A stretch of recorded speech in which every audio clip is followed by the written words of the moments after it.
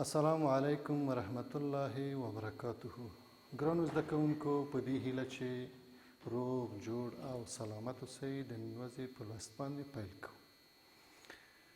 د لوست د پیل څخه مخکې کورنۍ دنده مو راوړې، ډېره اعلی، او همدارنګه په تېر لوست باندې باید رڼا واچوو. ستاسو تېر لوست د څه شي په هکله و ګرانو؟ د غږ یا صوت ککړتیا.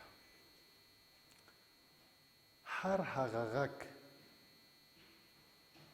چې زموږ آرامتیا له منځه وړي، هغه د غږ ککړتیا دی. کیدای شي چې یو غږ موږ ته مطلوب وي، خو نورو ته شاید نامطلوب وي، حتی د موسیقۍ غږ.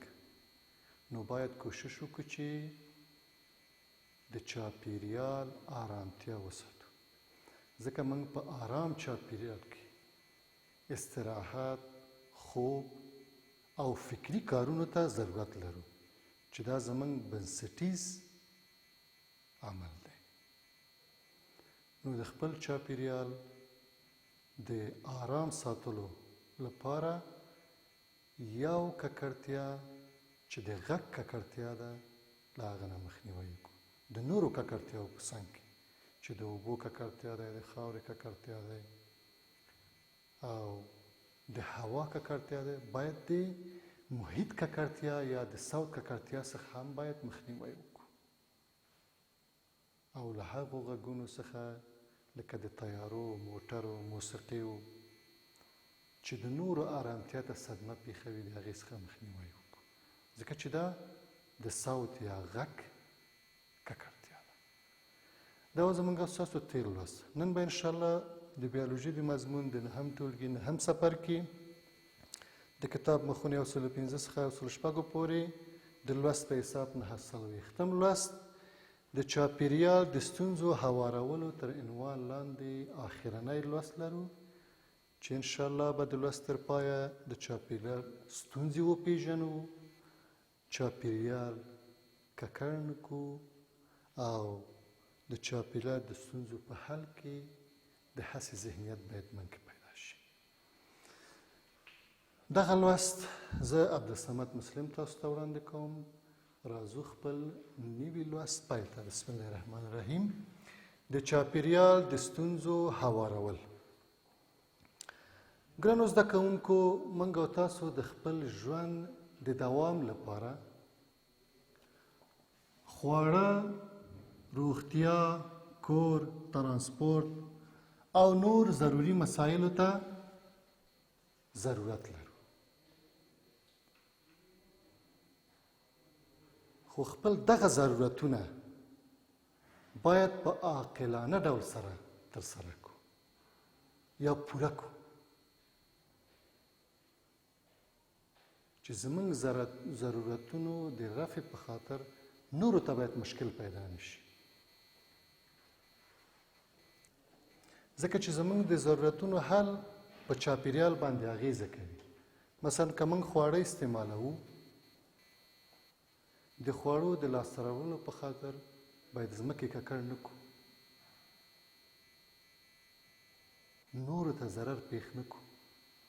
همدارنګه روغتیا یا زموږ صحتمندي نورو ته باید ضرر پېښ نه کړي. همدارنګه ترانسپورت، په طور د مثال که موږ له موټرو نه کار اخلو، د موټر غږونه، د موټر لوګي نورو ته باید ضرر پېښ نه کړي، نورو ته باید ګټه ورسوو. او همدارنګه د خوړو په نتیجه کې هغه پاتې شوني چې پاتې دي، هغه پاتې شوني باید په کڅوړو کې استعمال کړو. زموږ د خوړو پاتې شوني، زموږ د حیواناتو پاتې شوني، زموږ او ستاسو د کور خځلې باید په کڅوړو کې واچول شي او د خځلو ځای کې باید کېښودل شي. موږ حق نه لرو چې نورو ته ضرر پېښ کړو، په لارو کوڅو کې واچو. که د مختلفو نوشابو استعمال د هغې بوتلونه باید په سړکو کې خوشي نه کړو. دا یو بد فرهنګ دی چې موږ او تاسو کې دا رواج لري.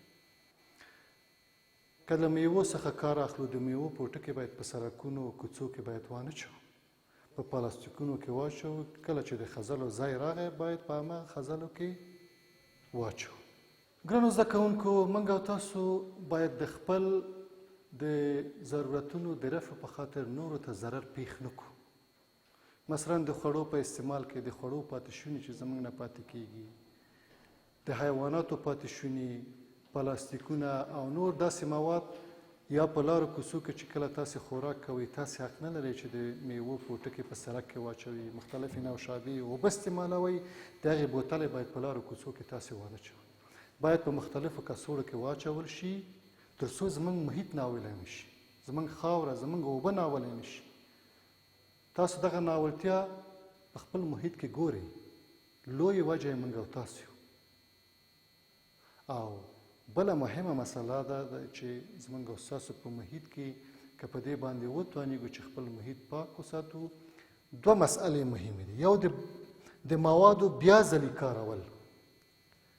مثلا د چیني لوښو نه چیني لوښی پخوا به چې استعمالېده که ماتېده دوباره به ترمیمېده، پتری به وهل کېده. دا یو مثال دی.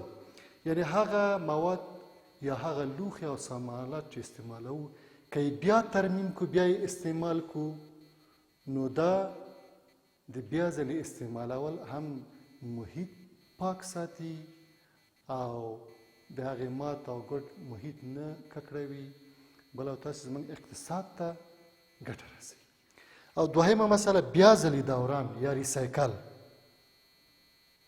بیا ځلې کارول یا ریس او بیا ځلې دوران یا ریسایکل، دا هم زموږ او ستاسو مهمه دنده ده او هم زموږ او ستاسو د مسؤلینو او دولت دنده ده چې داسې فابریکې باید جوړ شي چې کاغذونه ټول شي، دوباره بیا کاغذ ته جوړ شي. یعنی د کاغذ پاتې شوني دوباره باید په دوران واچول شي چې کاغذ ترې تولید شي. د پلاستیک پاتې شوني باید د خځلو په ځایونو کې ټولې نه شي، بیرته پلاستیکونه ټول شي او دوران ته وغورځول شي، نور پلاستیکونه ترې جوړ شي.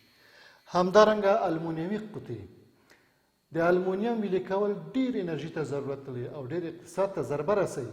خو که موږ داسې فابریکې ولرو چې المونیم قطۍ راټول کړو، ذوب یې کړو او بیا ترې نور موادو کار واخلو، نو دا بیا دوران د موادو دی. همدارنګه لرګي، د مختلفو لرګو پاتې شونو څخه بیا یا د سون د توکي په حیث یا د نورو موادو د استفادې په حیث یا د کاغذ جوړولو په حیث ورنه کار واخیستل شي. د کاغذ دوباره استعمال دونه ګټې لري چې په میلیونونو ونه قطع کېږي تر څو چې کاغذ ترې جوړ شي. اما د کاغذ فابریکې که ولرو، د کاغذ پاتې شوني ټول کړو، یو خو به د محیط د ککړتیا څخه مخنیوی وشي او بل د ونو د قطع کولو څخه چې زموږ سرسبزي له منځه وړي، زموږ اکسیجن له منځه وړي، د دې څخه مخنیوی. همدارنګه د شیشو ټوټې او پارچې چې زموږ محیط آلوده کوي، که فابریکې ولرو چې بیا ځلې دا په دوران واچول شي او شیشې او نور مواد ترې جوړ شي. همدارنګه د اوسپنو د ویلې کېدو چې نن سبا الحمدلله بعضې فابریکې جوړې شوي دي، نو د چاپیریال یا له پاک ساتلو څخه یا د ستونزو د حل څخه د موادو بیا دوران دی. د کاغذ دوباره استعمال، د اوسپنې، المونیم او همدارنګه د نورو مختلفو موادو چې بیا استعمال د هغې وړ دی یا کولی شي هغه دوباره استعمال کړو. لکه زاړه ټایرونه په اکثرو ځایو کې تاسو ګورئ چې دغه زاړه ټایرونو څخه د ګلدان په حیث ترې کار اخیستل کېږي، له دې نه چې دا محیط ناولی کړي، بیا ځلې د دې موادو څخه کار اخلو. نو دا زموږ د خاورې، اوبو، محیط په پاک ساتلو کې موږ سره مرسته کوي. نن مو څه ولوسته ګرانو زده کوونکو؟ د چاپیریال د ستونزو هوارول. زموږ چاپیریال درې څلور مهمې ستونزې لري. خاوره هم ککړېږي، اوبه هم ککړېږي، هوا هم ککړېږي او زموږ خځلې زیاتېږي. تاسې ګورئ چې زموږ په ښارونو کې څومره انبار خځلې دي او دا خځلې د دې خځلو پاکول، دفنول، انتقالول ډېر جنجال موږ ته راپېښوي. نو که هغه مواد چې دغه خځلې انبارونه ترې جوړېږي اکثرا پلاستیکونه دي، کاغذونه دي، د خوړو پاتې شوني دي، د لرګو پاتې شوني دي، که دا دوباره استعمال کو، بیا ځلې ریسایکل کړو، په دوران یې راولو، د کاغذونو په یو ځای کې راټول شي، بېرته ترې کاغذ جوړ شي، پلاستیکونه په بل ځای کې ټول شي، بیا ترې پلاستیک جوړ شي، شیشې په بل ځای کې ټول شي، بیا ترې کار واخیستل شي، المونیم په بل ځای کې ټول شي. هم به زموږ خځلې نه انبار جوړ نه شي، زموږ د کثافاتو ښارونه هم د کثافاتو ډیری جوړ نه شي، نو زموږ محیط به هم پاک وي او مواد به هم بیا استعمال شي او زموږ اقتصاد ته به ډېره ګټه ورسوي. نو دا وه زموږ ستاسو د نن ورځې لوست. اوس خپلې کتابچې پرانیزئ چې تاسو ته کورنۍ دنده در وسپارم.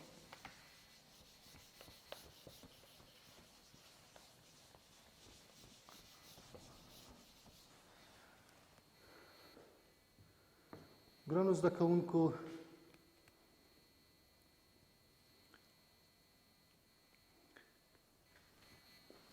تاسې به ولیکئ چې څنګه کولی شو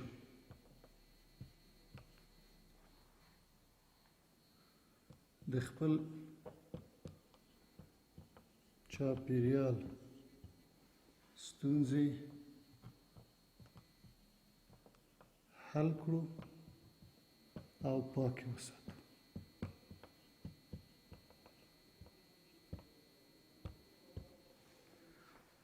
دا و ګرانو زموږ او ستاسو د نن ورځې د نهم ټولګي آخرنی لوست. نور مو په لوی او بخښونکي الله تعالی سپارم. د خدای په امان.